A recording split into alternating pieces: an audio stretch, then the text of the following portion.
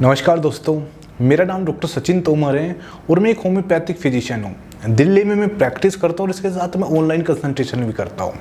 आज जिस टॉपिक के बारे में डिस्कस करूँगा वो है कि जो महिलाएं प्रेगनेंसी के बाद या डिलीवरी के बाद कहती है कि मेरे बाल बहुत झड़ते हैं, इसके पीछे रीज़न क्या है और इसको आप कैसे ठीक कर सकते हो और इसके होम्योपैथिक ट्रीटमेंट के बारे में हम डिस्कस करेंगे। पहले समझते हैं हम कारणों के बारे में। देखिए, जो इसके कारण हैं, जब प्रेगनेंसी तीन महीने के बाद, प्रेगनेंसी के 3 महीने के बाद या डिलीवरी के बाद या लैक्टेशन के बाद क्या होता है कि जो प्रोजेस्टेरोन हार्मोन है उसका लेवल कम हो जाता है या बंद हो जाता है।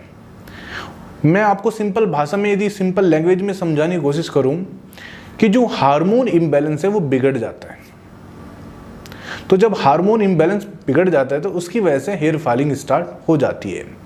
और एक और बात बता देता हूं मैं आपको, ये एक टेम्परेरी प्रॉब्लम है, ये कोई परमानेंट प्रॉब्लम नहीं है। बहुत बार होता है कि प्रेगनेंसी में बाल झड़ रहे हैं लेकिन डिलीवरी के बाद बाल झड़ने बंद हो जाते हैं, या लैक्टेशन के बाद जब बच्चा को मदर दूध पिलाती है 6 महीने बाद या 7 महीने बाद तो बाल झड़ने बंद हो जाते हैं ऑटोमेटिक। बहुत बार ऐसा होता है, रेयर चांस है कि जिसमें बाल ज़्यादा ही झड़ते हैं, वो एक अलग कारण है। इसके पीछे यही रीज़न है कि यदि आप अपने खान पान पर ध्यान दोगी, जब आप प्रेगनेंसी के समय या डिलीवरी के बाद या लैक्टेशन के समय यदि आप अपने खान पीन पर ध्यान दोगे और स्पेशली प्रोटीन, यदि आप अपने, देखिए ज़्यादातर महिलाएं, जो मेरे पास केस है, मैं अपने केस की आपको बता देता हूं, तो मुझे यही निकल के आया है, निष्कर्ष जो निकला है कि जो महिलाएं अपने खान पीन पर ध्यान नहीं देती, जो खाने में फल ज़्यादा इस्तेमाल नहीं करती, सब्जी स्पेशली हरी सब्जी ज़्यादा इस्तेमाल नहीं करती, तो मैं देखता हूँ कहीं ना कहीं वे एनीमिक हो जाती है और एनीमिक होने के बाद, खून की कमी होने के बाद उनके बाल झड़ना स्टार्ट हो जाएगी। यदि आपको मैं ये सॉल्यूशन बता देता हूँ, बहुत बेस्ट सॉल्यूशन है। आप यदि अपने खान पान पर ध्यान रखोगे, यानी कि आप protein diet, specially protein diet पर आपको ज़्यादा ध्यान देना है। प्रोटीन मतलब आप दाल लीजिए और आपका बादाम लीजिए और आप क्या हो सकता है सोयाबीन लीजिए, मतलब जिसमें प्रोटीन ज़्यादा हो। यदि आप नॉनवेज खा सकते हो तो आप नॉनवेज भी खा सकते हो, एग खा सकते हो या चिकन खा सकते हो, ये आप पर डिपेंड करेगा। तो मेरा कहने का मतलब है, और यदि आप फल ज़्यादा लो और स्पेशली हरी सब्जी, जितनी भी आप हरी सब्जी, क्योंकि उनके अंदर आयरन ज़्यादा होता है, क्योंकि बॉडी को क्या चाहिए, सबसे ज़्यादा आयरन चाहिए। बहुत से सप्लीमेंट भी आते हैं लेकिन मैं सप्लीमेंट को आपको नहीं कहूँगा, कहीं ना कहीं वो बहुत कॉस्टली भी पड़ते हैं। यदि आप सप्लीमेंट की जगह खान पीन पर ही ध्यान दे लोगे तो देखना आपके जो बाल हैं वे झड़ेंगे नहीं, और यदि झड़ भी रहे हैं थोड़े बहुत तो वे कुछ दिन बाद ठीक हो जाएगा। सिर्फ आपको अपने खान पीन पर ध्यान देना है, इसमें मेडिसिन की ज़रूरत भी नहीं पड़ती, ये खान पीन से ही आपके ठीक हो जाते हैं।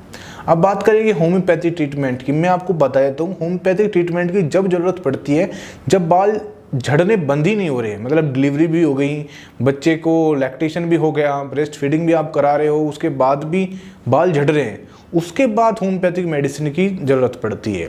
और मैं आपको कहूँगा कि आप मेडिसिन बाद में, देखिए मेडिसिन में कह रहा हूँ, हर वीडियो में कहता हूँ आप मेडिसिन पर डिपेंड मत रहिए। हर वीडियो में मैं कहीं ना कहीं मैं आपको यही इंटेंशन है मेरे वीडियो बनाने का कि मैं चाहता हूँ कि आप मेडिसिन ना लें। मेडिसिन बाद की बात है, आप यदि खान पीन पर ही ध्यान दोगे ना, अपना HB आप रेगुलर चेक कराइए, खून की कमी ना होने दो और डाइट आपकी अच्छी हो, प्रोटीन वाली डाइट रहे, तो आपको किसी मेडिसिन की ज़रूरत नहीं पड़ेगी।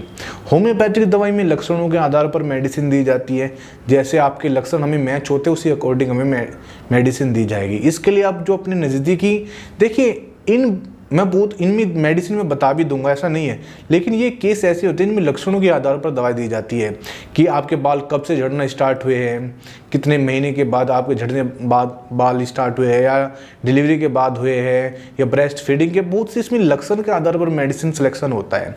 तो ये तो आप अपने नज़दीकी जो होम्योपैथिक डॉक्टर है वहाँ पर कंसल्ट कर लीजिए, या स्क्रीन पर मेरा नंबर है, आप या तो मुझसे कंसल्ट कर सकते हो या मुझे इस नंबर पर व्हाट्सएप के थ्रू भी कोई क्वेश्चन का आंसर ले सकते हो।